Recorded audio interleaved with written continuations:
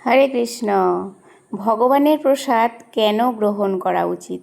ভগবদ্গীতায় ভগবান শ্রীকৃষ্ণ বলেছেন যে যারা আমাকে নিবেদন না করে খাদ্য গ্রহণ করে তারা পাপ ছাড়া আর কিছুই ভক্ষণ করে না।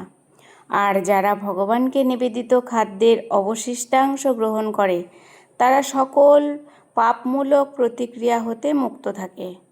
শরীর রক্ষার জন্য আমাদের সকলকে আহার গ্রহণ করতে হয়। তাই যিনি আমাদের সব কিছু দিয়েছেন তাকে প্রথমে খাদ্য নিবেদন করা উচিত।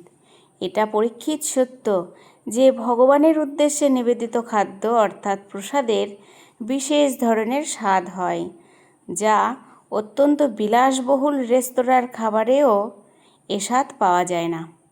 প্রসাদ গ্রহণ করার ফলে মানুষের গোটা অস্তিত্ব পবিত্র হয়ে যায় এবং স্বাস্থ্য ভালো থাকে। ঈশ্বরের আশীর্বাদ সূচক এই অভিজ্ঞতা ভক্তির বহিঃপ্রকাশ। শুধুমাত্র মহাঋষিদের ভুক্ত অবশেষ ভক্ষণ করে এক চাকরানির পুত্র পরজন্মে নারদ মুনি হয়েছিলেন। প্রসাদের গুণ এত ব্যাপক।